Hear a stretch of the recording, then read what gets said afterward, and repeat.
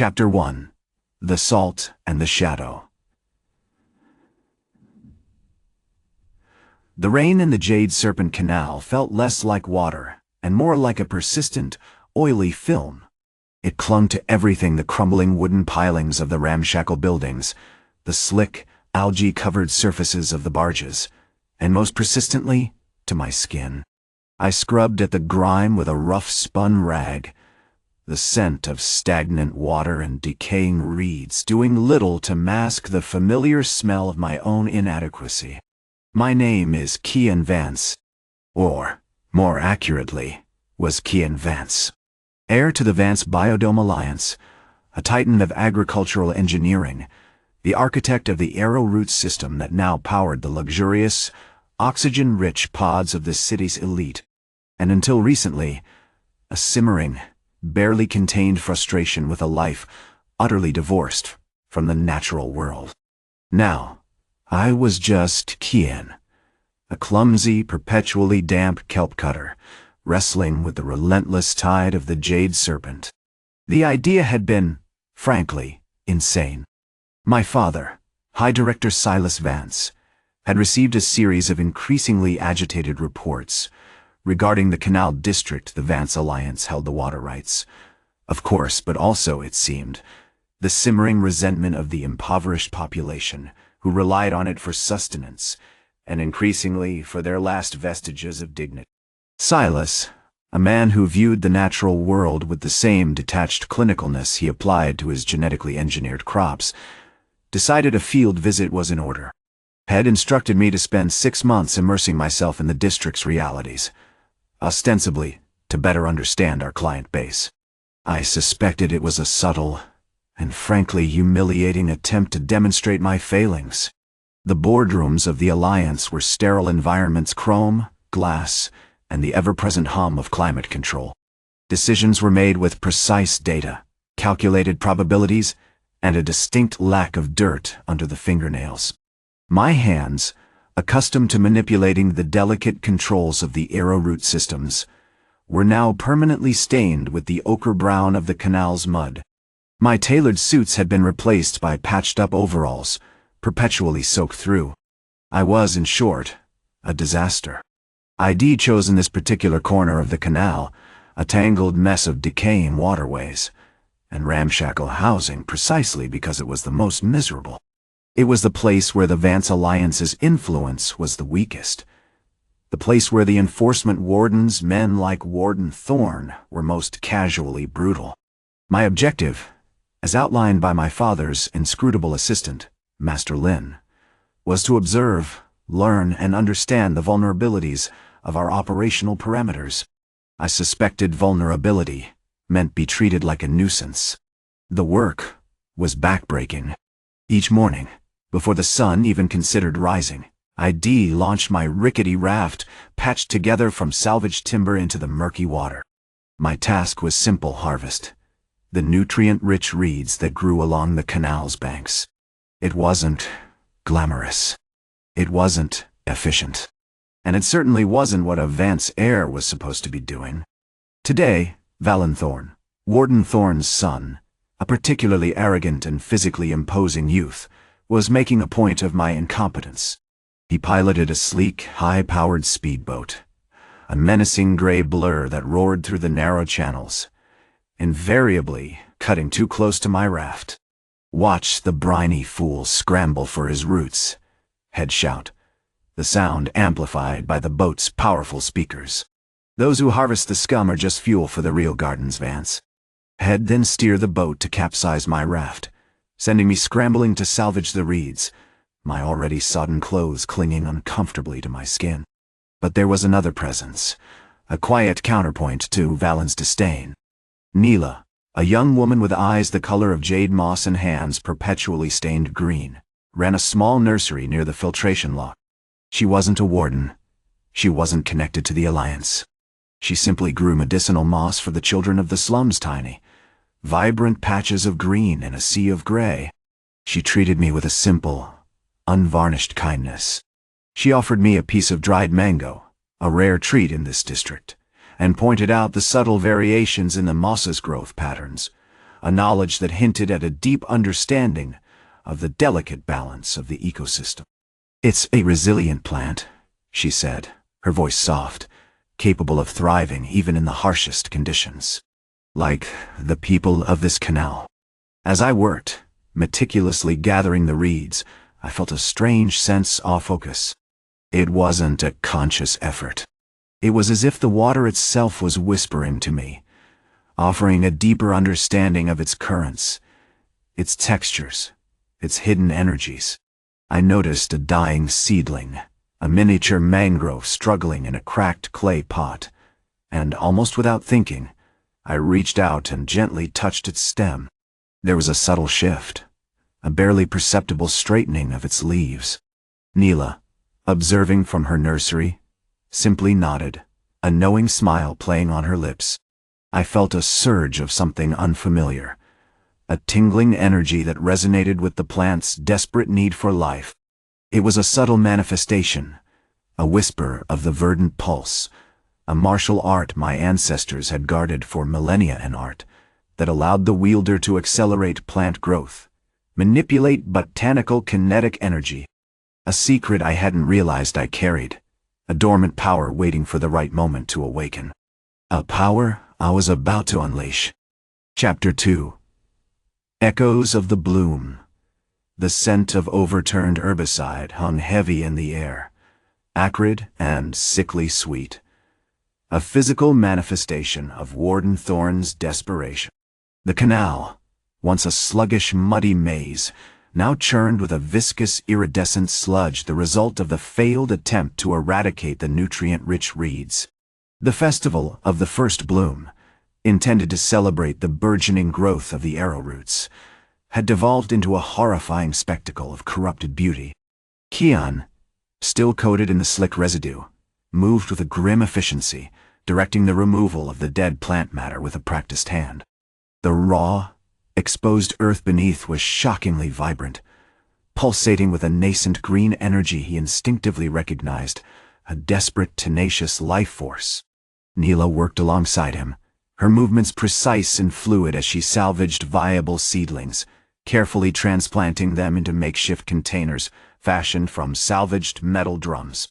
The academy shed begun to build, a skeletal structure of reinforced bamboo and repurposed plastic, was already absorbing a torrent of displaced flora. She was a whirlwind of quiet determination, her face smudged with mud, but her eyes held an intensity that belied her gentle demeanor. "The water's changing," she said, her voice low, examining a cluster of newly sprouted moss. It charged. The herbicide didn't just kill the reeds, it shocked the soil. "There's an excess of kinetic energy released." Kian, instinctively aware of the subtle tremor running through the canal water, nodded. "The Verdant Pulse responds to imbalances. It's like a wound needing to be cleansed, not simply suppressed." He continued to manipulate the reeds, not with brute force, but with delicate, almost reverent movements, guiding the growth, strengthening the cell structure. It wasn't a conscious effort anymore. The connection was almost instinctive. The Verdant Pulse flowing through him, amplified by the chaos around him. Suddenly, a high-pitched shriek cut through the drizzle. Valen, predictably, was taunting a group of younger enforcers who were attempting to clear debris. Had commandeered a small, rickety barge, festooned with useless chrome, and was deliberately splashing water at anyone who dared approach. "Look at the Kelp-Cutter," he bellowed, his voice dripping with contempt. "Still playing in the muck? You're nothing but a glorified rat." Kian ignored him, focusing on strengthening a particularly fragile patch of submerged willow roots. He felt the vibration intensifying, a thrumming response to Valen's aggression. A bead of sweat trickled down his forehead, and a faint emerald glow began to emanate from his hands. "Has escalating," Neela observed, her hand instinctively reaching out to steady a swaying seedling, his raggets feeding the instability. Just then, a swarm of the enforcers, emboldened by Valen's presence, hurled crude stones at the makeshift nursery. One struck a container holding a collection of rare bioluminescent fungi, shattering it and sending spores drifting into the air. Kian reacted without thinking. He extended his hand, and the spores, instead of dissipating, began to coalesce, drawn together by an unseen force, swirling around him in a mesmerizing, pulsating cloud. This time, it was different. The air crackled with palpable energy.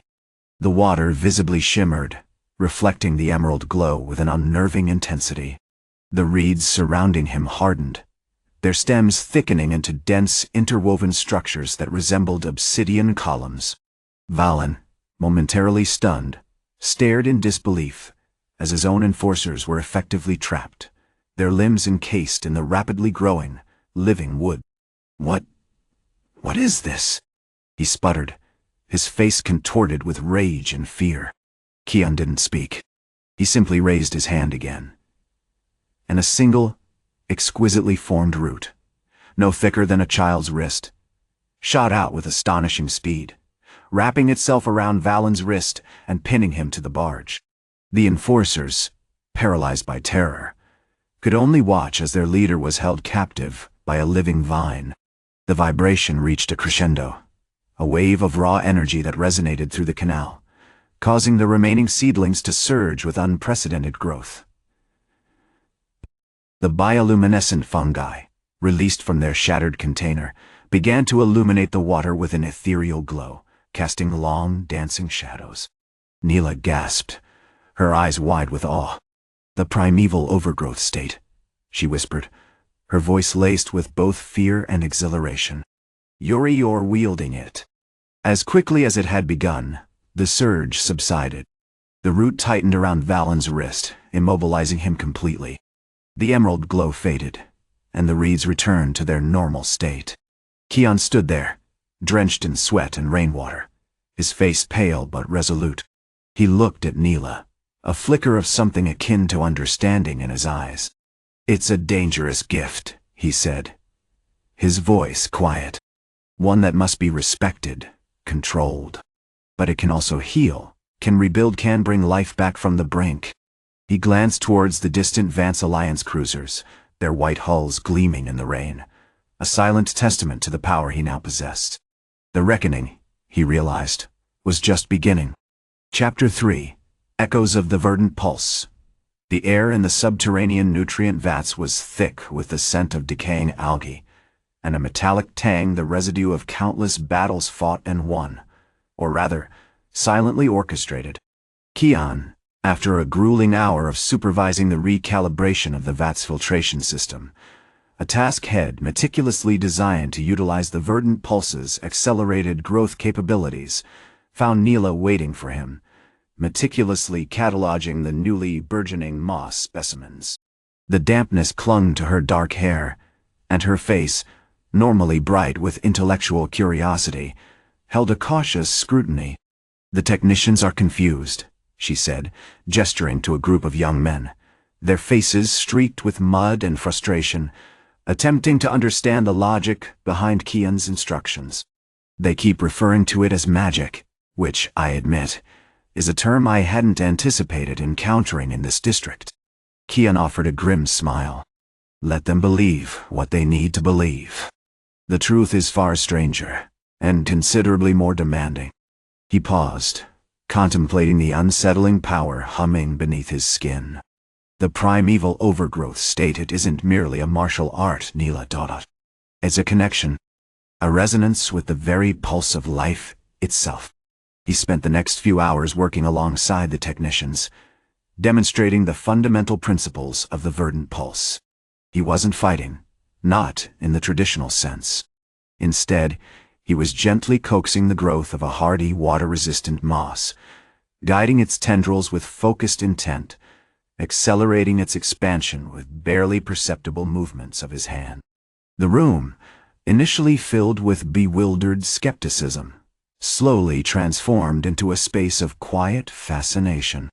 The moss grew with impossible speed, thickening into a dense protective layer around the vat walls in minutes.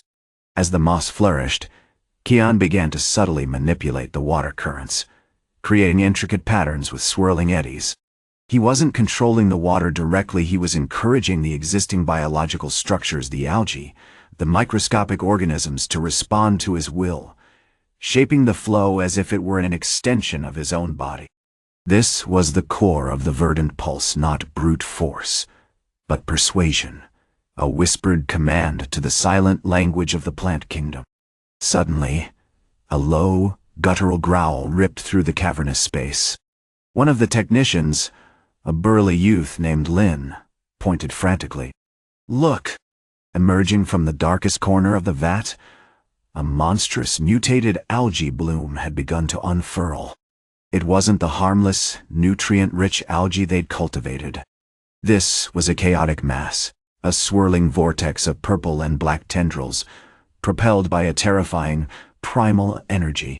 It thrashed violently, spewing viscous fluid and emitting a sickly, sweet odor. "A corruption," Kian murmured, his face hardening. "A reflection of the unrestrained force, the untamed hunger." He instinctively reached for the primeval overgrowth state, the vibration building in his chest, a familiar tremor now. "Don't," Neela shouted, her voice filled with genuine alarm. "You don't understand the potential damage." But Kian didn't listen. He extended his hand, and this time the response wasn't gentle coaxing. It was a surge of pure, overwhelming energy. A single, thick vine, pulsating with emerald light, erupted from the ground and lashed out, wrapping itself around the monstrous bloom. The algae writhed, struggling against the vine's relentless grip, but it was futile. The vine tightened, constricting the bloom's growth, and with a final shuddering spasm, the purple and black mass collapsed into a harmless, inert puddle. The silence that followed was profound. Lin stared at the remnants of the bloom, his face pale. The technicians were speechless, utterly overwhelmed. Neela, however, wasn't afraid. She was studying Kian with a new intensity, her eyes filled with a growing understanding. "You don't just manipulate the plants," she said softly. "You become them." As she spoke, Kian felt a strange connection, a fleeting sense of awareness that wasn't his own. He perceived the intricate network of roots beneath the vats, the subtle shifts in humidity, the desperate struggle for survival within the algae itself.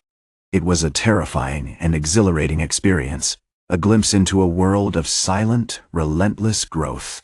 "The Vance Alliance," he said, his voice low. "They weren't merely trying to eliminate the slums. They were trying to control the environment, to tame it to their desires. But the environment doesn't yield to taming. It yields to balance." He glanced at the white cruisers bearing the Vance crest, their gleaming hulls a symbol of corporate arrogance. "And I intend to restore that balance." The hum of the primeval overgrowth state intensified, and he could feel, with a chilling certainty, that his journey, the reckoning he had anticipated, was only just beginning. The echoes of the Verdant Pulse resonated not just in the canal, but within him. Chapter 4. The Root of Control. The following days were a whirlwind of controlled chaos. The immediate aftermath of the Festival of the First Bloom, and Kian's dramatic intervention, had gripped the entire Vance Alliance with a chilling blend of fear and grudging respect. High Director Lin, a man renowned for his icy pragmatism and meticulously calculated risks, had been forced to acknowledge a power he hadn't anticipated, a raw, untamed force linked to his heir. Had issued a swift and brutal decree: no further attempts to directly interfere with the canal's ecosystem. Instead, he authorized a full-scale investigation into Kian's origins, focusing on the rare and nearly extinct lineage of the Verdant Pulse.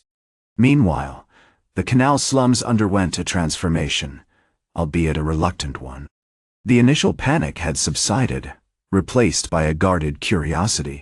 The automated silt-stirring vats, a bizarre and initially terrifying sight, were staffed by Thorne and Valen, stripped of their positions and branded with a simple, stylized symbol of a withered leaf. They worked tirelessly, their movements jerky and resentful, overseen by a contingent of Alliance security personnel, who carried electrified truncheons and seemed perpetually wary of any sudden surges of plant energy. Kian, operating through a newly established team of botanists and martial artists discreetly recruited from across the Alliance's agricultural research facilities, began to implement his vision. He didn't immediately rebuild the slums in a grand utopian fashion. Instead, he focused on the core issue, the contamination.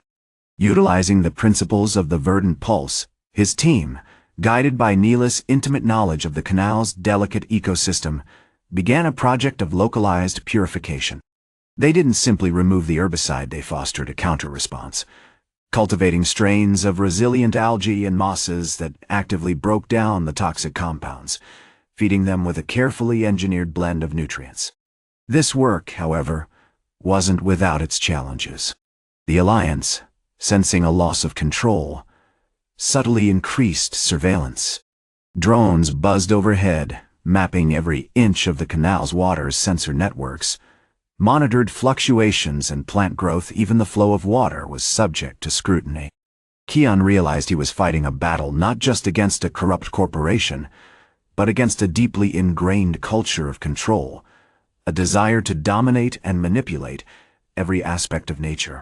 The turning point came during a routine inspection conducted by Director Jian, Lin's right-hand man, a man whose reputation for ruthless efficiency preceded him. Jian, a stickler for protocol, ordered a complete shutdown of the filtration lock, demanding a thorough analysis of the water quality. Kian, aware of the impending disruption, orchestrated a subtle demonstration. While Jian's team meticulously examined the lock's machinery, Kian, along with Neela and a select group of his Verdant Pulse warriors, entered the surrounding canals. The air shimmered with barely perceptible energy. The water around the lock, a stagnant pool choked with algae, began to pulse with an emerald light. It wasn't a violent outburst, not a repeat of the bloom's devastation. This was something far more delicate. From the depths of the pool, tendrils of shimmering, silver moss erupted, weaving a complex living labyrinth around the lock's control panels. It wasn't aggressive, it was investigative.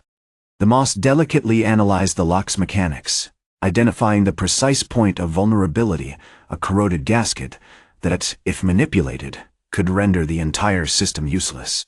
Jian, observing the scene through a remote sensor array, initially dismissed it as a trick.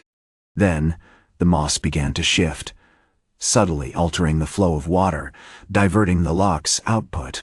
The technicians frantically attempted to regain control, but the moss responded with terrifying precision, redirecting the flow in a manner that bypassed their attempts to manipulate the system.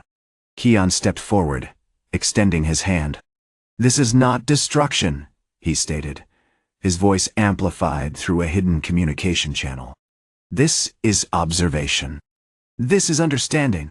You seek to control the water, but you do not understand its language." The moss recoiled slightly, retracting its tendrils. The lock's controls sputtered and died, plunging the chamber into darkness. Jian's team, thoroughly demoralized, retreated, their sensors buzzing with confused data. Later, as Neela helped him analyze the moss's behavior, identifying microscopic pores that seemed to absorb and process information, Kian realized the full scope of the Verdant Pulse's capabilities. It wasn't simply about manipulating plant growth. It was about establishing a symbiotic connection, about learning to speak the language of the earth itself. "The Alliance believes in extraction," he said, his voice laced with weariness. "They seek to take from the environment, to use it for their gain. But true power lies not in domination, but in cooperation. The Verdant Pulse, it's a key to unlocking a balance long forgotten." As the bioluminescent moss continued to pulse around them, bathing the canal in an ethereal glow, Kian knew that the reckoning he had anticipated wasn't just a fight for survival. It was a fundamental shift in perspective, a challenging of the very foundations upon which the Vance Alliance was built. Chapter 5. The Roots of Rebellion. The rain in the canal-slums hadn't stopped. It hammered against the corrugated iron roofs of the makeshift nurseries, a relentless gray curtain that mirrored the mood in the Botanical Academy, a structure Kian had, with startling speed, erected in the heart of the reclaimed district. The Academy, a cathedral of shimmering glass and living walls, pulsed with an inner light, a stark contrast to the muddy, waterlogged world it now commanded. Neela, now draped in a meticulously tailored silk tunic, a gift from Kian, moved through the Academy's central chamber with a newfound grace.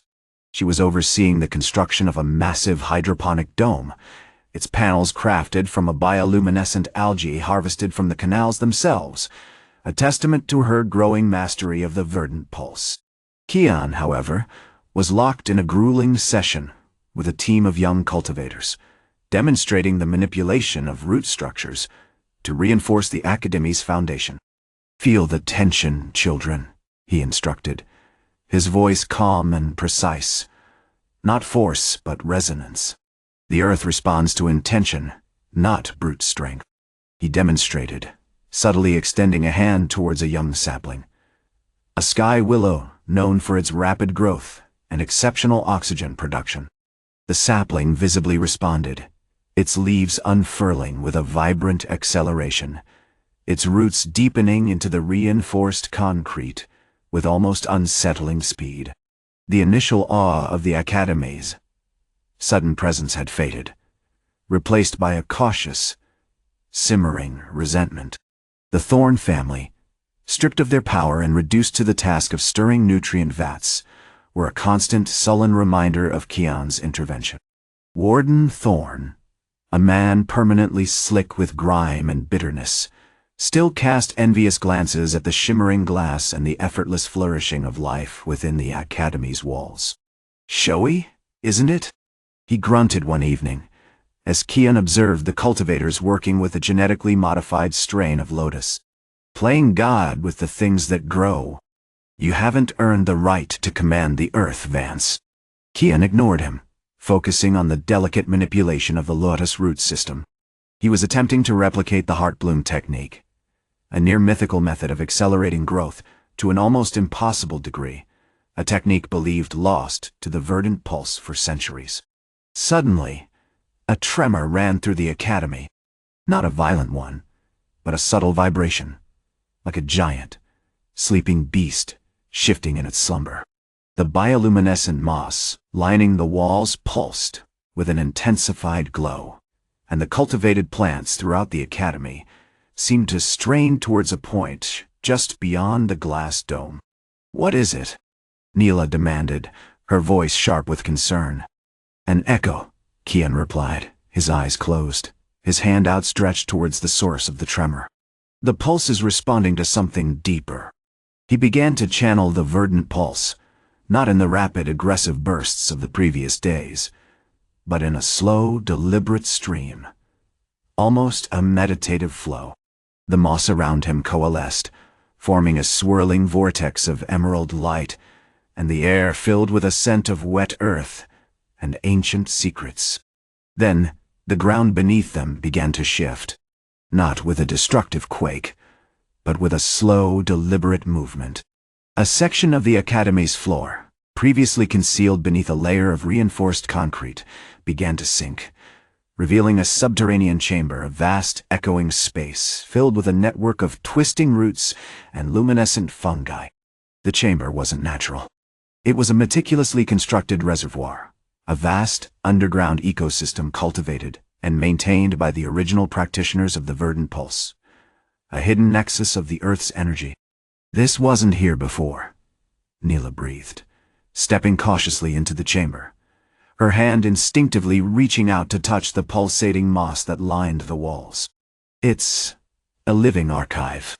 As Kian delved deeper into the Verdant Pulse, he began to perceive images, fragmented memories of the original Pulse Masters, conducting rituals, communicating with the Earth, safeguarding the balance between the physical and spiritual realms. He saw them manipulating the growth of colossal trees, creating protective barriers of living wood, and even wielding the pulse to soothe the Earth's pain. Then, he saw something far more unsettling. He saw Valen years ago, infiltrating the chamber, attempting to disrupt its flow, to harness its power for his father's corrupt schemes. He hadn't been simply observing, He had been actively attempting to damage the pulse's connection to the land. A cold fury surged through Kian. He has been attempting to corrupt this place for years, he said, his voice low and dangerous. He seeks to use its power to destabilize the region, to sow chaos for personal gain. As he spoke, the chamber responded. The roots surged upwards, wrapping around Kian's limbs, a comforting embrace of living energy. He raised his hand, and a single, enormous flower, a moon shadow orchid known for its incredible regenerative properties, bloomed before him, its petals unfurling with blinding speed, radiating a pulse of pure restorative energy. He didn't need to strike. The room itself, imbued with the power of the Verdant Pulse, contained his defense. He wasn't simply a warrior, he was a conduit, a living extension of the Earth's will. The reckoning had begun, not with violence but with the silent, unstoppable power of the roots. Chapter 6. The Echo of the Weaver. The subterranean vats churned with a viscous black broth, the air thick with the smell of decaying algae and something vaguely metallic, a residue of forced labor, and the deep despair of men, stripped of all dignity. Warden Thorne and Valen, gaunt and covered in slime, were tasked with stirring the vat, their movements mechanical and resentful. They hadn't spoken since their sentencing, a silent tableau of humiliation overseen by a squad of Vance Alliance guards, their faces impassive, their boots polished to an unsettling sheen. Kian, observing from the observation deck of the Botanical Academy head, built a breathtaking structure of bioluminescent glass and interwoven living wood, felt a cold satisfaction. The raw power of the Verdant Pulse wasn't about domination, Head realized, but about restoring balance. Thorne and Valen represented a corruption that had burrowed deep, and he wasn't just punishing them, he was purging the rot. Neela, now the undisputed architect of ecological restoration, was leading a team of young botanists, their faces alight with purpose, as they tended to the newly established resonance grove, a series of interconnected chambers designed to amplify and refine the pulse. She moved with a grace that belied her years, her fingers instinctively coaxing life from struggling seedlings, a gentle touch that resonated with the ancient rhythm of the earth. "The feedback is strengthening," she announced, her voice crisp and focused, monitoring a device that measured the flow of kinetic energy. "The root network is expanding exponentially. It's as if it's remembering." Kian felt it too, a subtle shift in the air, a deepening of the hum that always accompanied the Verdant Pulse. He focused his awareness, extending his senses through the network. And suddenly, he was flooded with fractured images of vast, ancient forest bathed in sunlight, colossal trees reaching for the heavens, and figures draped in flowing robes, performing intricate rituals under a sky full of stars. These were the Pulse Masters, not just warriors, but custodians of a connection so profound it was nearly forgotten. "I'm sensing something, a ripple," he murmured, his brow furrowed. "A deliberate disruption." Neela immediately adjusted the resonance frequencies, and the hum intensified, almost painful in its intensity. "It's faint, but it's present," she said, her hand instinctively reaching out to steady herself. A presence trying to interfere with the flow. Someone attempting to manipulate the pulse again. A chill ran down Kian's spine. The memory of Valen infiltrating the pulse chamber, the attempt to corrupt its connection, resurfaced with terrifying clarity. He hadn't been merely a threat, had been an agent of chaos, seeking to weaponize the pulse's power. Without a word, Kian activated a section of the Academy's defense system, a network of subterranean roots that reacted to disturbances in the Earth's energy. The ground beneath the resonance grove began to tremble, and a lattice of obsidian-hard roots erupted from the floor, twisting and coiling with unnatural speed. "What's happening?" one of the young botanists shouted, scrambling for cover. "A response to a psychic intrusion," Neela yelled back, her eyes wide with understanding. "He's trying to disrupt the resonance to destabilize the pulse." Suddenly a dark, shadowy figure materialized within the grove, seemingly from nowhere. It was Valen, his face contorted with a mixture of rage and desperation. He held a device, a crude, pulsing crystal resonator aimed directly at the core of the resonance grove. "You'll never understand," Valen screamed, his voice distorted by the device. "This power is meant to be harnessed, to be controlled. The pulse belongs to those who can wield it." As he activated the resonator, a wave of chaotic energy surged outwards, attempting to disrupt the carefully cultivated resonance. The roots responded instantly, forming a protective shield around the grove. But Valen's attack was relentless. The air crackled with unstable energy, and the bioluminescent plants flickered and dimmed, struggling to maintain their vibrant glow. Kian moved with a fluid grace that defied the chaos. He raised his hand, and a torrent of pulsating spores erupted from the ground, swirling around Valen like a living vortex. But Valen anticipated this, erecting a shield of hardened kelp that absorbed the spores, deflecting them harmlessly. Then, Kian did something unexpected. He didn't attack with force. Instead, he focused his awareness, extending his senses into the earth itself. He began to weave, not with martial energy, but with the very fabric of the pulse. He visualized the root network, tracing its pathways, strengthening its connections, guiding it towards Valen.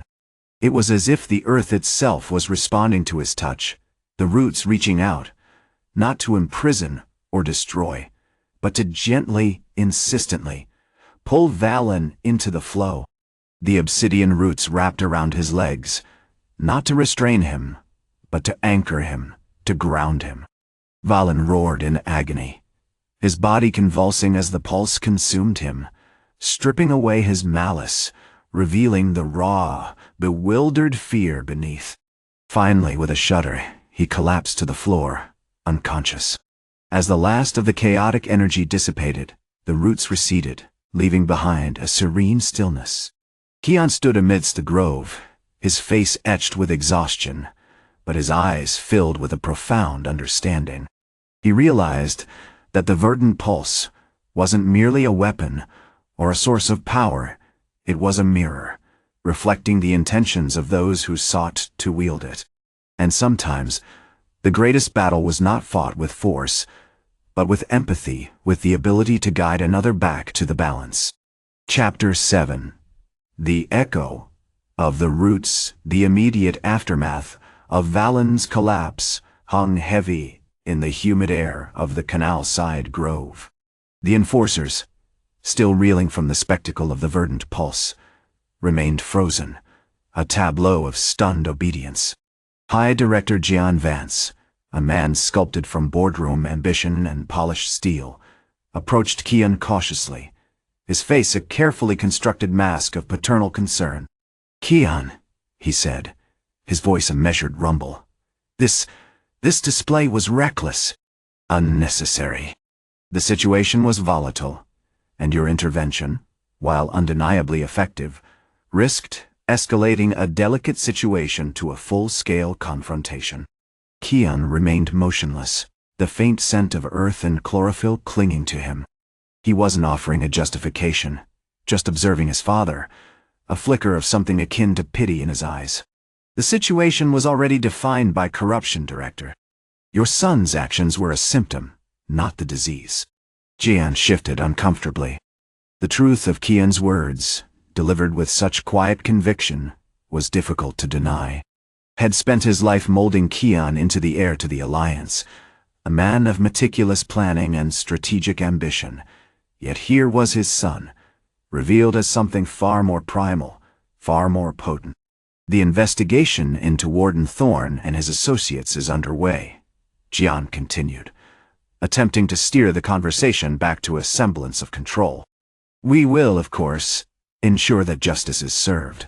But I assure you, Kian, your unique abilities will remain discreet.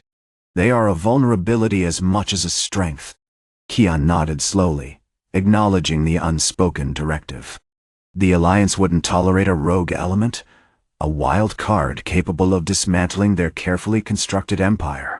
He knew Jian's reservations weren't born of malice, but of a fundamental misunderstanding, a refusal to grasp the potential of the Verdant Pulse, to see it not as a weapon to be deployed but as a living, breathing extension of his own lineage.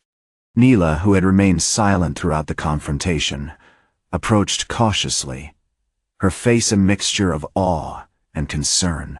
She knelt beside Valen, examining the residue of the roots still clinging to his armor, meticulously gathering samples with a small, intricately carved wooden knife. "It's remarkable, isn't it?" she said, her voice low. The way they responded to his intent, it wasn't just force. It was an echo, a resonance. He was caught within the pulse's current, pulled back by the very energy he had unleashed. Kian turned his attention to Neela, a genuine warmth spreading through him. "You understand, then. The pulse isn't about control. It's about connection." As they spoke, a low hum began to vibrate through the grove, subtly intensifying. The bioluminescent seeds, dormant moments before, began to pulse with a brighter, more frantic light. Kian realized that Valen's disruption hadn't merely ended with his unconsciousness. It had created a ripple, a disturbance in the delicate equilibrium of the pulse. "Something is happening," he said, his voice urgent. "The pulse is agitated." Suddenly, a shimmering distortion appeared in the air before them, a miniature, swirling vortex of emerald and silver, drawing energy from the surrounding plants. It wasn't violent, but it possessed an undeniable, predatory hunger. A young sapling, a prized moon willow Kian had been nurturing, was drawn inexorably toward the vortex, its leaves twisting and turning, as if resisting a powerful current. "It's feeding on the excess energy," Neela exclaimed, her eyes widening with understanding. "The pulse responds to imbalance. Valen's aggression created a vacuum, and this is the consequence." Kian understood. The Verdant Pulse, like a river, needed a steady flow, a harmonious balance. To force it, to wield it with unchecked ambition, was to invite chaos. He stepped forward, extending his hand, focusing his will. The miniature vortex flickered, momentarily losing its intensity. "We need to channel it," he said, his voice resonating with the pulse. "Not to suppress it, but to guide it, to show it the path of equilibrium." He began to weave, not with the raw, untamed force of the previous moment, but with a deliberate, intricate pattern, drawing on the deep knowledge passed down through generations of Vance Bio-Dome masters. He wasn't commanding the pulse, he was coaxing it, leading it, shaping it into a current that would nourish the disturbed sapling, restoring its vitality. As he wove, the shimmering distortion slowly began to dissipate, the bioluminescent seeds calmed, and the moon willow's leaves stilled their frantic dance. A single, perfect drop of dew formed on one of its branches, shimmering with the same ethereal light as the pulse itself. Jian watched, his face a mask of bewildered fascination. Even he, accustomed to the cold logic of corporate strategy, couldn't deny the profound beauty, the sheer power, of Kian's ability. Kian turned to Neela, a small, satisfied smile playing on his lips. "The pulse doesn't judge," he said quietly. "It simply seeks balance. Dendol. It simply seeks balance." Chapter 8. The Root of Rebellion. The following weeks at the Vance Botanical Academy were a carefully orchestrated ballet of scientific observation and concealed training. Kian, still ostensibly a humble assistant, designated as overseer of root propagation, spent his days meticulously studying the peculiar growth patterns of the engineered Aero-Roots alongside the Academy's leading botanists, Dr. Lin and Professor Zhao. He feigned meticulousness, meticulously charting data on root density, nutrient absorption, and photosynthetic rates, all the while subtly manipulating the pulse to accelerate the root's development exponentially. The professors, initially baffled by the unprecedented speed and strength of the roots, attributed it to a new, highly potent nutrient solution, a solution Kian subtly adjusted using the pulse. Neela, unsurprisingly, was a constant, quietly brilliant observer. She had initially been wary, observing Kian's withdrawn demeanor, the occasional flash of intense focus in his eyes. Now, she was a vital collaborator, providing a grounding perspective on the pulse's rhythms, a counterpoint to the rigid data-driven approach of the Academy's senior faculty. "It's less about force, and more about resonance," she explained one evening, after observing him delicately manipulate a patch of rapidly growing moonflower vines. "The pulse isn't trying to make things grow, it's already there, as simply reminding it of its potential." Dr. Lin, a stern woman with a reputation for demanding perfection, began to exhibit a hesitant respect.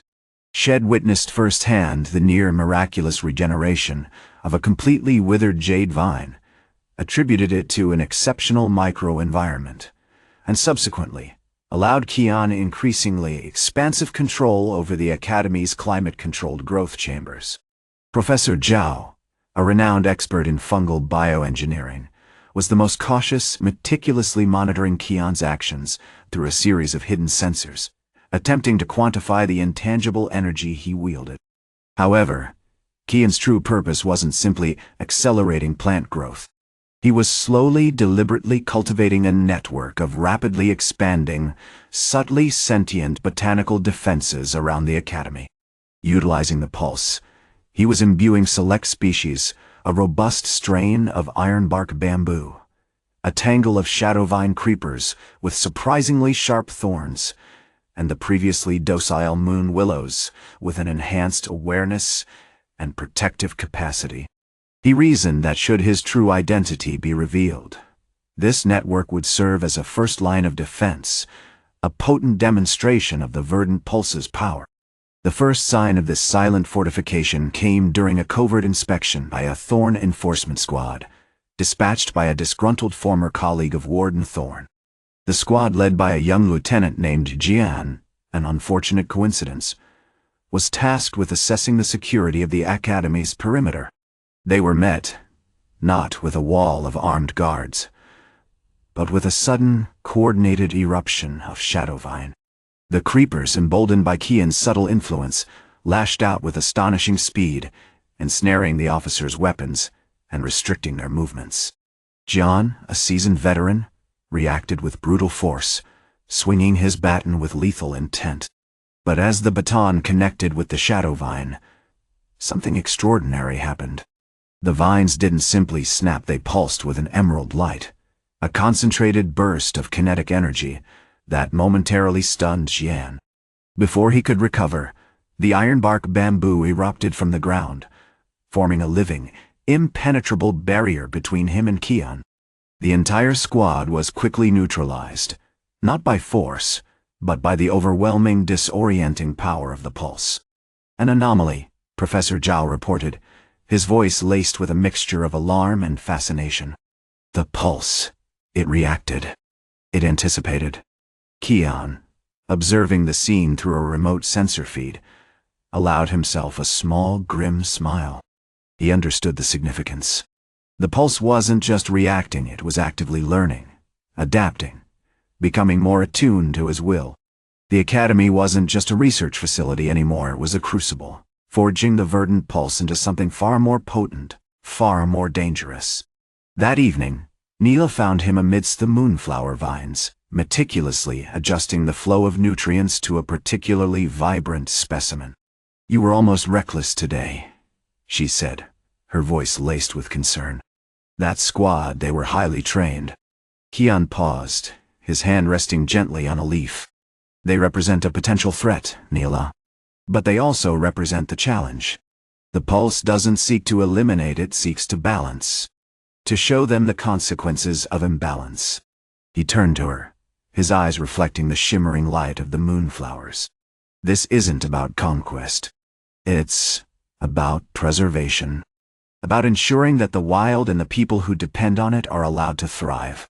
He took her hand, and for a fleeting moment, the air around them thrummed with the raw power of the Verdant Pulse, a silent promise of a reckoning yet to come.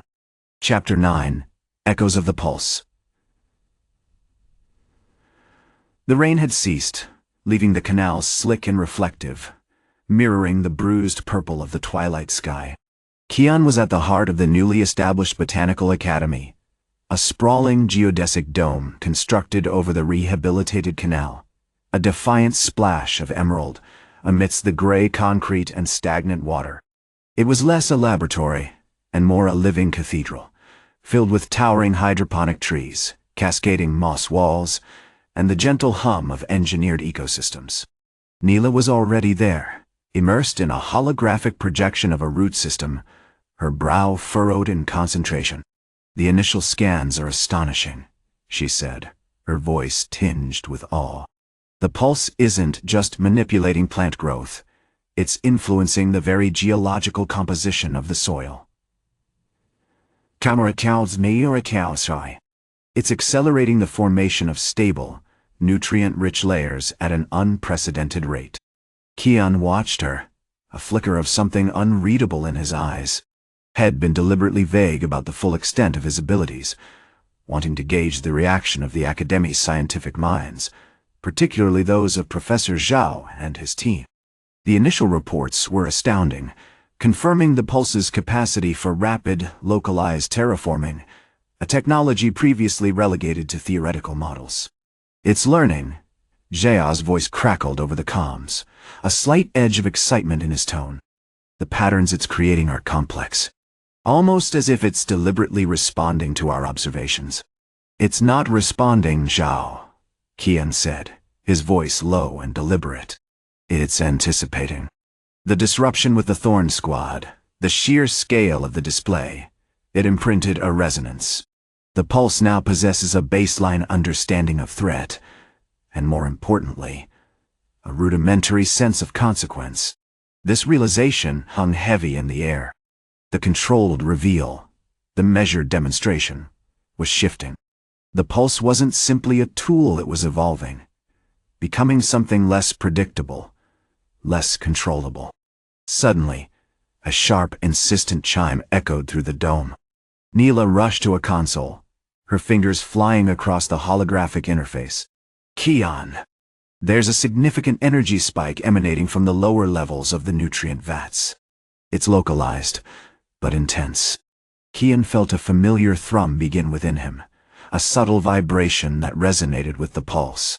It was a nascent echo, a faint impression of the earlier display, amplified by the concentrated exertion of the ecosystem below.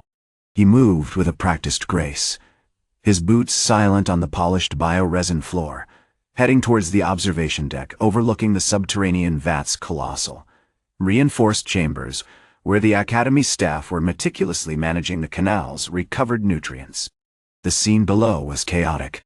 The silt stirrers, Thorne and Valen's former subordinates, were frantically attempting to contain the surge of energy. The vats, normally a placid dark gray, pulsed with an unnatural, jade-green light. The water was swirling violently, forming miniature whirlpools that spat out viscous, luminescent moss. "It's feeding on the nutrients." Zhao's voice crackled urgently. "The pulse is accelerating the decomposition process, drawing energy from the water itself." "It's a feedback loop escalating exponentially." Kian stepped onto the deck, his hand instinctively reaching out. The air thickened, charged with raw energy. He closed his eyes, focusing on the pulse, attempting to understand the root cause of the disturbance. It wasn't simply a surge of power, it was a corruption, a perversion of the pulse's natural intent. "The core," he murmured, his voice barely audible. "It's resonating with their despair, their bitterness. The pulse feels their resentment towards the Alliance, their desire for retribution." He extended his hand, and the obsidian roots, once summoned with such devastating force, began to creep outwards from the observation deck, snaking down towards the nutrient vats. But this time, there was no intent to imprison or destroy. Instead, they moved with agonizing slowness, meticulously filtering the corrupted energy, drawing it into themselves, and gradually calming the tumultuous water. As the green glow subsided, the silt stirrers slumped to their knees, exhausted but unharmed. They looked around in stunned silence, unsure what had just happened, what they had just witnessed.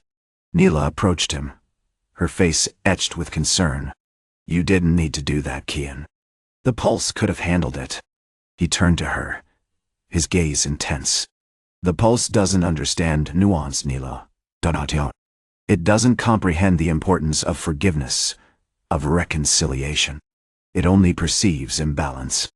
And sometimes, imbalance is born of something far more insidious than a simple threat."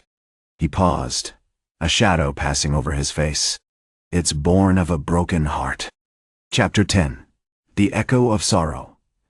The Academy of Verdant Harmony, as Kian had christened it, rose from the canals like a verdant fist punching through the gray. It wasn't a gleaming, sterile monument to technological advancement like the Vance Bio-Dome itself. Instead, it was a riot of natural materials, reinforced bamboo scaffolding, living walls draped with iridescent moss, and roofs thatched with cultivated reeds seamlessly blended with advanced hydroponic systems and climate-controlled chambers. The air hummed with the quiet energy of research and the gentle murmur of flowing water. Neela, as Global Director of Ecological Restoration, was a whirlwind of purpose, her initial shock replaced by a fierce, almost unnerving efficiency. She was overseeing the construction of a specialized chamber, the resonance room designed to amplify and study the Verdant Pulse. Kian, meanwhile, was immersed in a different sort of study, the history of the Alliance, sifting through centuries-old records, attempting to pinpoint the precise moment the Vance family's ambition began to warp the Pulse's natural flow. "The records are frustratingly vague, Kian," Neela said, gesturing to a holographic projection of a crumbling scroll. "There are mentions of harmonious extensions, vitality infusions, but nothing explicitly detailing the initial exploitation. It's as if the very act of taking was somehow obscuring the truth." Kian ran a hand through his perpetually damp hair, a frown deepening on his brow. "It's not simply the taking, Neela. It's the interpretation. They didn't see the roots as a resource, they saw them as a tool, a weapon. They believed they were shaping the world, rather than simply harvesting its lifeblood." He tapped a finger against the projection. "This passage speaks of encouraging growth through controlled stimuli. A euphemism, of course, for manipulating the pulse to create more efficient Aero-Roots." Suddenly, the resonance room shuddered. A low, guttural hum filled the air, and the polished obsidian floors pulsed with a faint emerald light. Neela instantly recognized the sign. "The pulse is reacting!" she shouted, her hands flying to her datapad. "It's registering an anomaly, a concentrated pocket of negative energy." Kian moved with a speed that was almost unsettling, pushing past technicians and assistants to reach the heart of the chamber. He stood before the central observation window, a vast, curved panel of reinforced glass, and watched as the walls of the resonance room began to shimmer. Tendrils of bioluminescent moss, grown specifically to detect fluctuations in the pulse, writhed and coiled, pointing towards a section of the canal below. "It's focused on the old dye works," Kian murmured, his voice strained. "The place where the Vance family first began to experiment with accelerating plant growth. The anomaly intensified, manifesting as a swirling vortex of dark gray energy. It wasn't a violent burst, not like the panic surge had witnessed during the festival of the first bloom. This was deliberate, controlled, and profoundly sorrowful." He closed his eyes, reaching out with the pulse. But this time, the resonance was fractured, choked with a thick, clinging residue of despair. He struggled to penetrate the barrier, the familiar flow of verdant energy replaced by a mournful echo. "It's a memory," he gasped, opening his eyes, his face pale. "A memory of pain, of loss. The pulsite's not just reflecting imbalance, it's actively grieving." Neela, studying the data streams from her datapad, confirmed his assessment. The energy signature, is consistent with extreme emotional distress, specifically, profound regret, and a sense of irrevocable damage. But it's not just his regret. There are layers, echoes of countless generations. Suddenly, the obsidian roots, previously dormant, began to stir within the resonance room. They didn't erupt outwards in a destructive surge, but instead, elongated slowly, deliberately, snaking out of the chamber and into the canal. This time, they didn't aim to restrain or filter. They reached, tentatively, towards the old dye works, a crumbling stone structure choked with algae and forgotten machinery. As the roots touched the weathered stone, the gray vortex of energy pulsed violently, then abruptly ceased. The moss tendrils stilled, the humming faded, and the resonance room fell silent. Kian, visibly drained, collapsed against a support pillar, his breathing ragged. It absorbed it, he said, his voice a whisper. It consumed the sorrow, the regret. It washed away the echo of the broken heart. But as the last vestiges of the anomaly dissipated, something shifted within Kian. He felt a sharp, undeniable pang of something he couldn't quite name.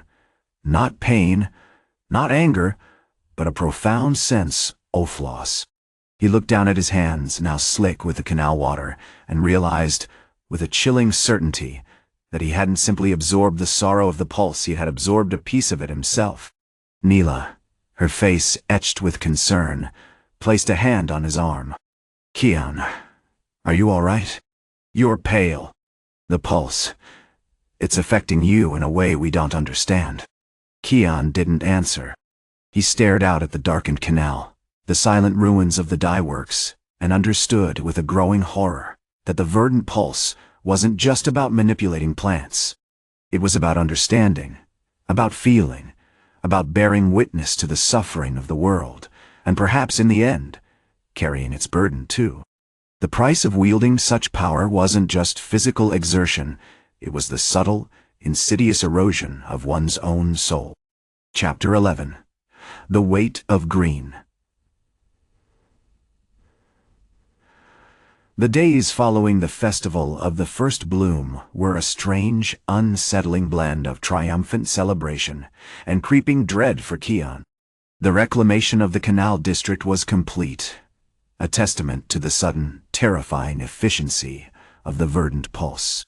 The Thorne family were, as promised, scrubbing the nutrient vats, their movements mechanically precise, their faces devoid of any recognizable emotion. Warden Thorne, a man who once radiated brutal authority, shuffled about with a weary resignation, his eyes constantly scanning the overseers, a palpable fear replacing the arrogance head once wielded. Valen, stripped of his speedboat and his youthful cruelty, was assigned to the most grueling tasks, manually clearing debris from the collapsed dye works, a physical embodiment of his father's justice. Kian, however, was consumed by a different kind of labor. The echoes of the pulse lingered, not as a physical ache, but as a dull, insistent pressure behind his eyes. Neela, tirelessly observant, monitored him with a quiet intensity. She brought him cooling moss compresses, brewed restorative teas from rare aquatic herbs, and, most importantly, listened. She didn't probe, didn't offer platitudes. Just listened to the fragmented, unsettling thoughts that flickered through his mind, images of withered seedlings, the choked cries of drowned fish, the desperate yearning of a single struggling blossom. It's accumulating, he confessed one evening, sitting with her in the nascent research academy, a space already brimming with the scent of damp earth and budding innovation. The academy was a stark contrast to the slum, a gleaming, translucent structure filled with humming generators and rows of meticulously controlled grow beds. Yet, even within its artificial serenity, Kian felt the weight of the pulse pressing down. The emotions, the suffering. Him not just seeing them, him feeling them. Raw. ... Neela carefully adjusted a delicate spray nozzle, her movements deliberate. The pulse doesn't simply grant power, Kian. It allows you to channel it. You've become a conduit, a vessel for the emotions woven into the land. It's a symbiotic relationship, but a dangerous one. Prolonged exposure, it could unravel you. He ran a hand over his face, the phantom sensation of root tendrils still tingling beneath his skin. I saw it then, Neela. During the final burst. The gray vortex, it wasn't just absorbing the herbicide's toxicity. It was absorbing all the sorrow, the fear, the desperation of this place, generations of neglect and suffering. I took it upon myself. And now? She asked, her voice laced with a worried inflection. Now, he said, his voice a low rumble. I feel a profound sense of emptiness. Not just physical fatigue, but a hollowness within. Like a garden stripped bare, expecting rain that will never come. He looked down at his hands, flexing his fingers, as if trying to grasp something intangible.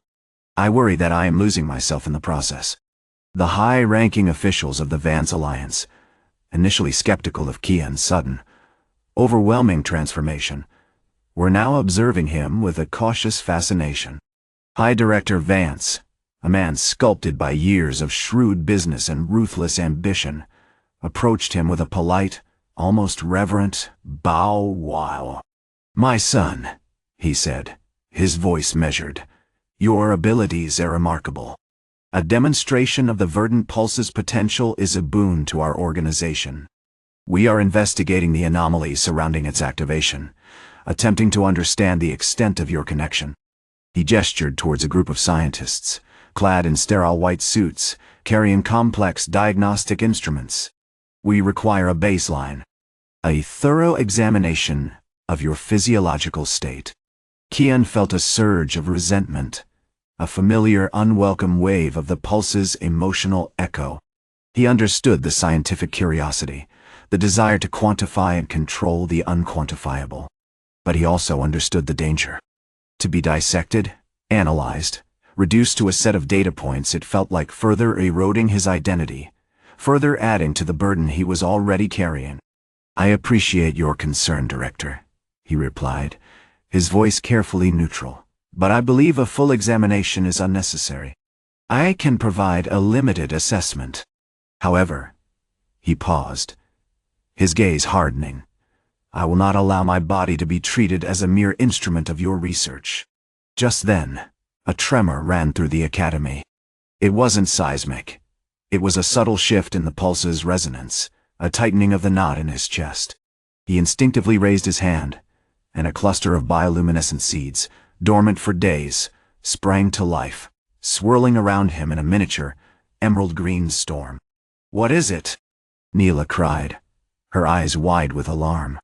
Kian didn't answer. He stared out at the Academy's central hydroponics bay, a vast expanse of shimmering plant life, and realized with sickening clarity what the pulse was doing. It wasn't just absorbing sorrow. It was growing it. It wasn't just a conduit, it was a cultivator, feeding off the very despair it consumed, nurturing a garden of profound, unsettling sadness.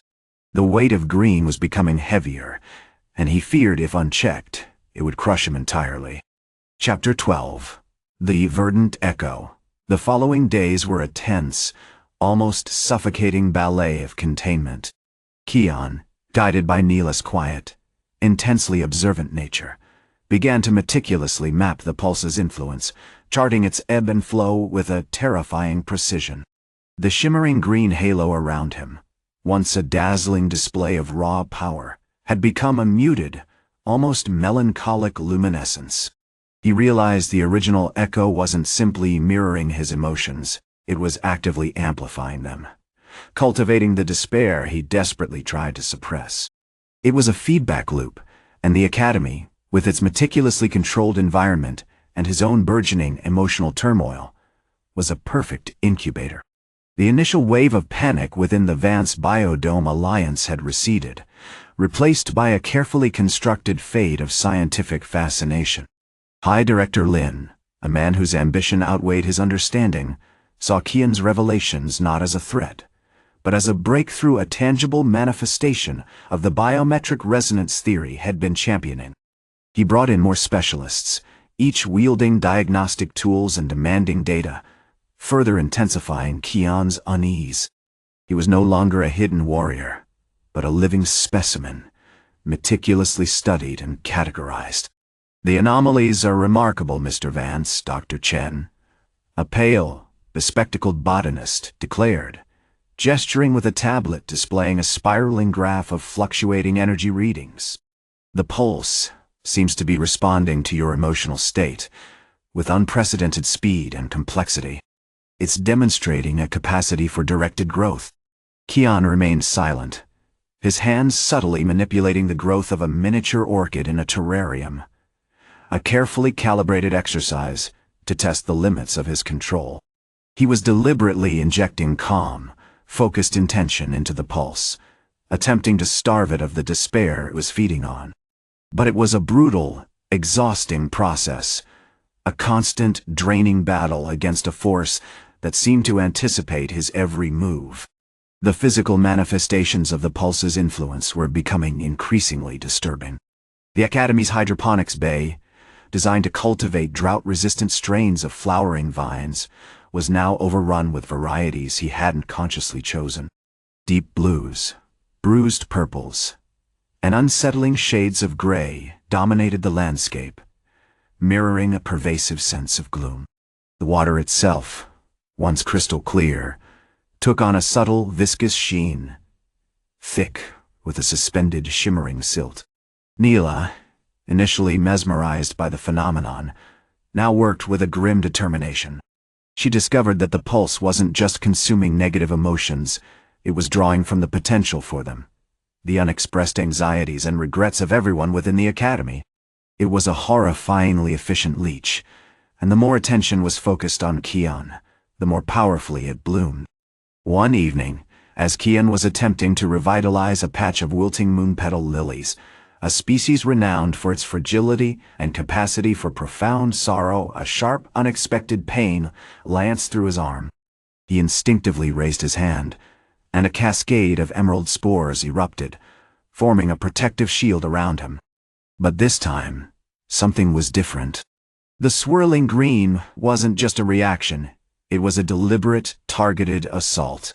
He looked up to see Valen, not in his usual swaggering arrogance, but exhibiting a strange, almost mournful expression.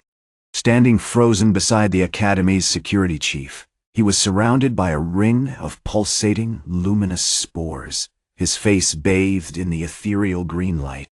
"You can't contain it, Vance," Valen said, his voice unusually soft, almost a whisper.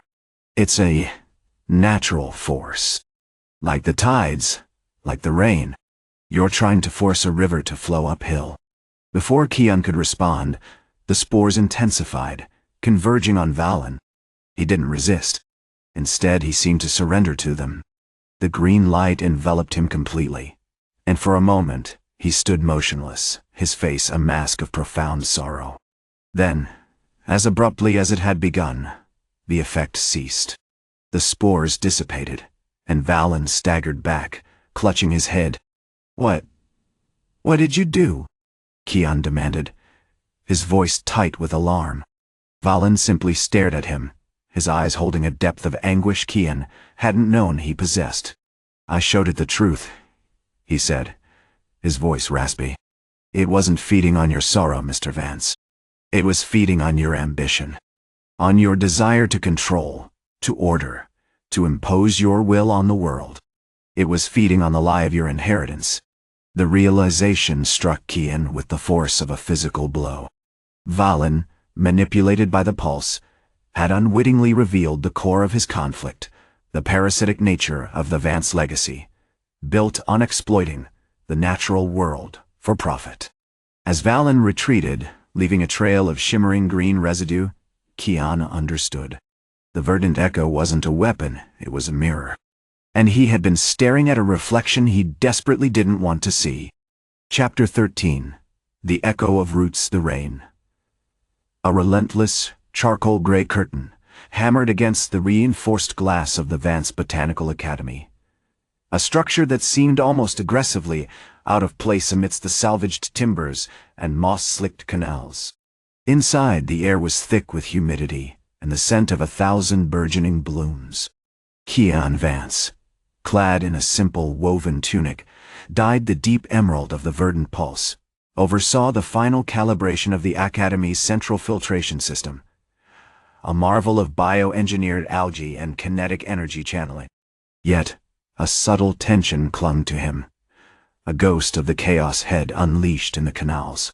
Neela, radiating a quiet confidence he hadn't anticipated, moved through the lab with an almost unsettling grace.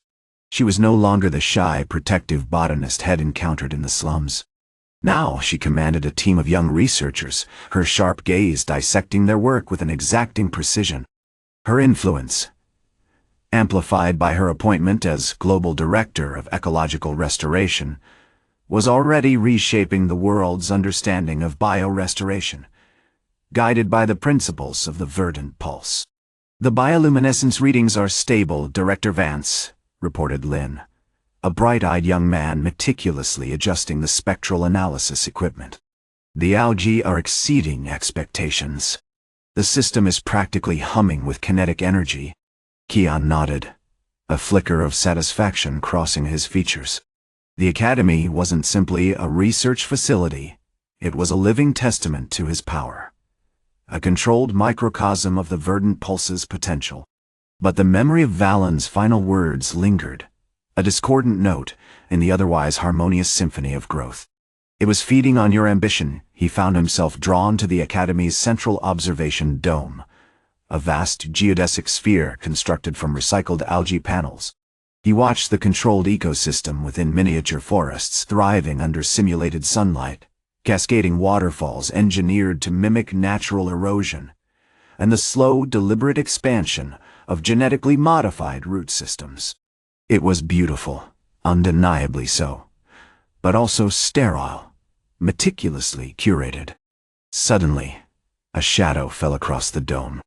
Standing before him was Master Kian, the ancient, almost mythical founder of the Verdant Pulse, a man Kian had only ever seen in ancient holographic recordings. Kian was impossibly old, his skin like wrinkled parchment, his eyes holding the weight of centuries. "You have awakened to power, Vance," Kian said, his voice a low rumble that resonated within Kian's bones. "A dangerous power. The pulse is not a weapon to be wielded. It is a reflection. It reveals what already exists, but warped, distorted by the heart of the wielder." "I've learned that lesson, Master," Kian replied, carefully controlling the tremor in his voice. "I'm not trying to control the pulse. I'm trying to understand it." Kian's gaze drifted across the observation dome, lingering on the perfectly sculpted root systems. "Understanding requires humility, Vance. The pulse does not respond to force, but to resonance. You have built this academy to dominate nature, to bend it to your will. You have forgotten that nature, at its core, seeks balance." Just then, Neela appeared at the dome's entrance, carrying a small, intricately woven basket. "I've brought you some moon orchids, Master Kian," she said, offering the basket. "They're particularly vibrant this season." As Kian accepted the basket, a subtle shift occurred in the air. The room seemed to hum with a different frequency, one slightly off-kilter, like a tuning fork out of alignment. Kian felt a familiar prickling sensation, the faint vibration of the primeval overgrowth state beginning to stir within him. He instinctively raised his hand, not consciously, but as if responding to an internal current. And then, the roots within the observation dome began to shift. Not with the controlled, deliberate movements had been practicing, but with a chaotic, almost frantic energy. Vines twisted and writhed. The carefully sculpted trees contorted into grotesque shapes, and the engineered waterfalls surged with an unnatural ferocity. Panic flared within Kian. He desperately tried to regain control, to suppress the burgeoning pulse, but it was too late. The room was engulfed in a swirling vortex of green light, the bioluminescent spores erupting from the flora with violent intensity. Neela cried out, instinctively shielding her eyes. Master Kian, however, remained unperturbed, a faint smile playing on his lips. "The reflection has shown you your fear, Vance," he said calmly. "You fear not the power of the pulse, but the corruption within yourself."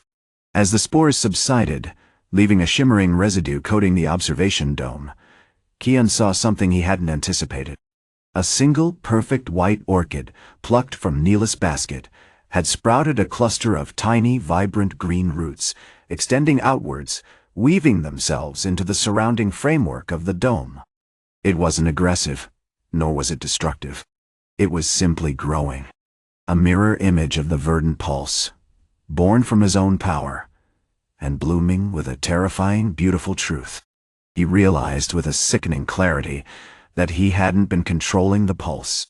It had been controlling him, subtly, relentlessly, reminding him of the endless cycle of ambition, corruption, and ultimately, self-destruction. The echoes of Valen's words resonated within him once more, but this time, they weren't laced with accusation.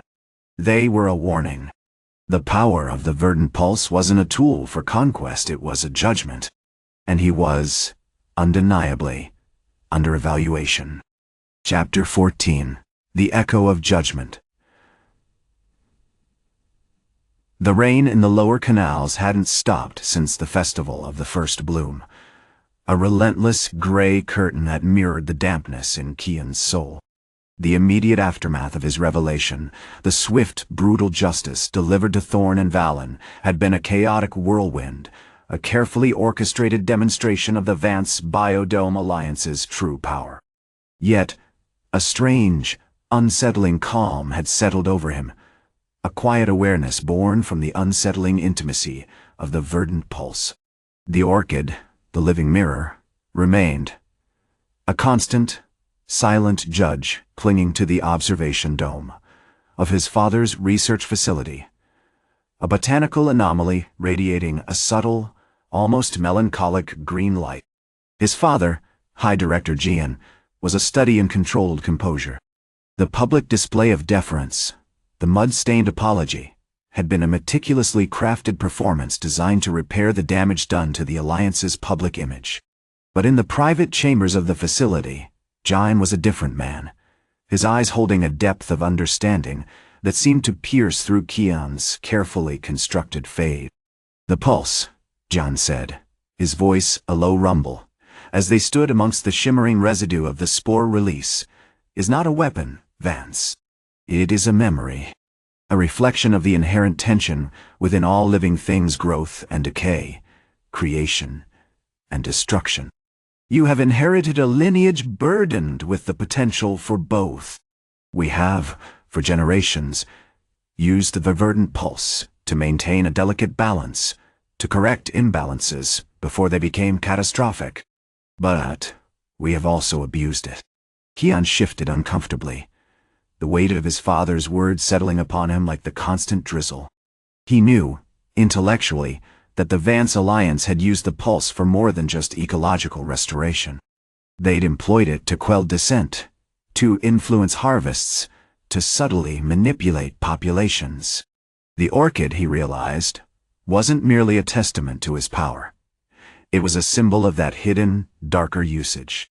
"The seed you planted in Nyla's nursery, Vance," Kian continued, turning to face the shimmering dome, "was not simply a chance encounter. The pulse identified a vulnerability, your inherent aversion to manipulation, your genuine desire to restore the natural order. It tested you, amplified your connection to the earth, ultimately revealing your potential. But it also showed you the potential for corruption if you allowed that potential to be consumed by ego." He walked towards the orchid, extending a hand as if to touch it. "It will not vanish, Vance. Not unless you consciously choose to sever the connection. It serves as a reminder, a constant echo of the judgment you face, not from me, but from the earth itself." Suddenly, a sharp, insistent beep shattered the quiet. One of the technicians, a young man named Lin, rushed into the observation chamber, his face pale. "Director Kian, the spore readings, they've spiked again." "It's localized around the nursery." Kian's expression tightened. "Neela," he said, his voice laced with a grim urgency. "Go. Now. I will handle this." Kian followed Neela, his boots slick with rain, to the small, brightly lit nursery. The air was thick with the sweet scent of moss and damp earth. Neela was frantically tending to a cluster of seedlings, her brow furrowed with concern. The orchid, bathed in the soft glow of the nursery's lamps, pulsed with an intensified green light, almost vibrating with energy. "Something's wrong," she said, her voice strained. "The seedlings, they're growing too fast. Unnaturally fast." As Kian watched, a miniature forest began to erupt from the nursery's soil. Vines thickened, leaves unfurled, and delicate saplings shot upwards, their roots seeking purchase with terrifying speed. It was as if the Verdant Pulse was acting independently, fueled by some unseen force. Kian arrived, his movements deliberate and controlled. He raised his hand, and a wave of calming energy washed over the nursery. The frantic growth slowed, the vines retracting slightly, returning to a more manageable pace. But the orchid remained, its roots relentlessly weaving themselves into the nursery's supporting structure, now completely entwined. "The pulse is responding to something," Kian said, his gaze fixed on the orchid. "It senses a disturbance, a ripple in the balance, and it is attempting to rectify it." He turned to Kian, his eyes holding a profound sadness. "You, Vance, are the key. You must understand that this isn't simply about power. It's about restraint. About knowing when to intervene, and when to simply let the earth heal itself." As he spoke, Kian noticed a faint tremor in the ground beneath his feet. A new, unsettling vibration resonated through the water, deeper and more insistent than the initial pulse.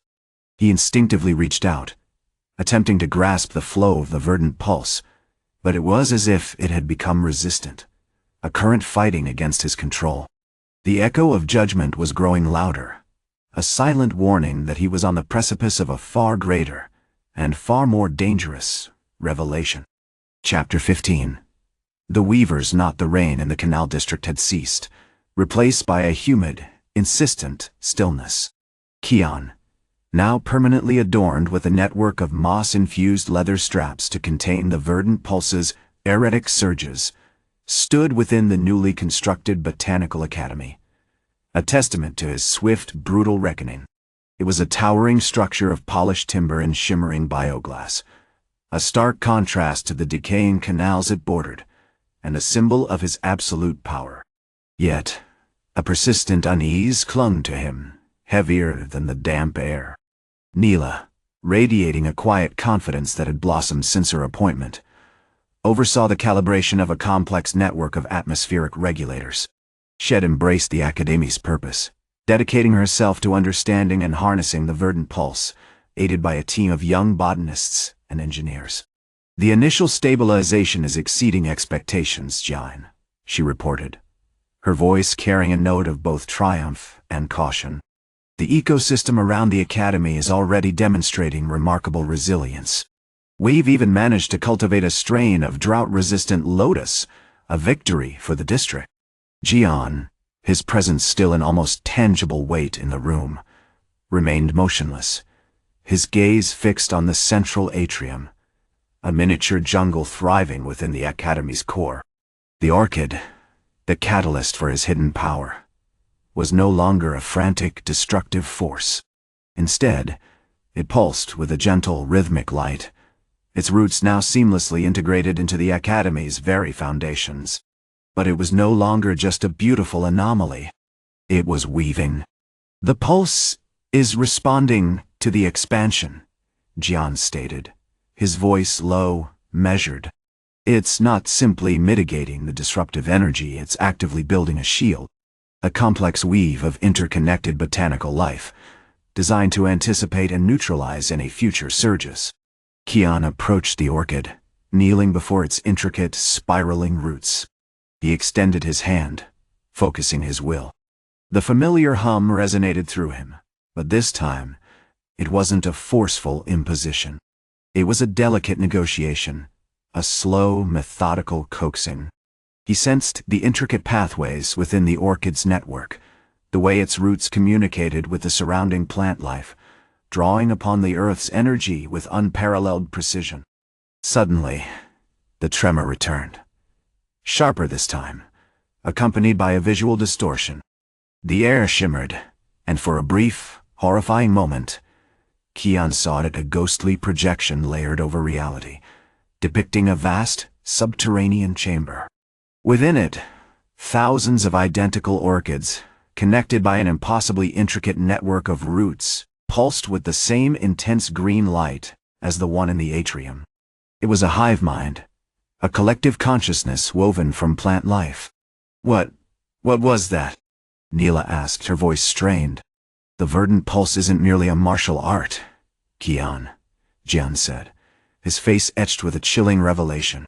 It's a resonance, a connection to a network of ancient symbiotic plant life that predates even the earliest dynasties. This orchid, it's a node, a single point in a vast planetary web. He turned to Kian, his eyes filled with a profound sorrow. For centuries, the Vance family has been entrusted with maintaining this network, acting as its protectors. But the last 3 generations they've become corrupted. They've prioritized control over understanding, exploiting the pulse for personal gain, pushing it to its breaking point. The tremors, they're not merely fluctuations, Kian realized, the implications crashing over him with the force of a tidal wave. They're echoes, remnants of past interventions, of the pulse being deliberately fractured and manipulated. Just then, a frantic alarm blared through the academy. Red lights flashed, and a junior engineer rushed into the atrium, his face pale with terror. Director Vance. The sensors are detecting a massive energy spike emanating from the lower nutrient vats. It's like the entire complex is trying to explode. Kian felt the pulse surging within him, no longer a controlled force, but a chaotic torrent. He instinctively reached out, attempting to rein it in, but the network resisted, pushing back with incredible strength. He realized with horrifying clarity that the manipulation wasn't just limited to the orchid. The entire academy, built upon the foundations of the disturbed network, was amplifying the pulse's volatile energy. He glanced at Jian, seeking guidance. "It's not just a shield," Jian shouted above the escalating chaos. "It's a trap!" The corruption isn't confined to the network. It's a self-fulfilling prophecy, feeding on the pulse's instability. As Kian desperately sought to regain control, he noticed something even more unsettling. Within the ghostly projection of the subterranean chamber, he saw himself a younger version of himself, kneeling before a similar orchid, his hands raised in a gesture of power, subtly altering the network's flow. It was a memory, a moment of youthful ambition, a seed of corruption planted long ago. The weaver's knot was tightening, and Kian realized with terrifying certainty that he wasn't merely fighting to control the Verdant Pulse, he was fighting to break free from its inescapable and deeply unsettling design.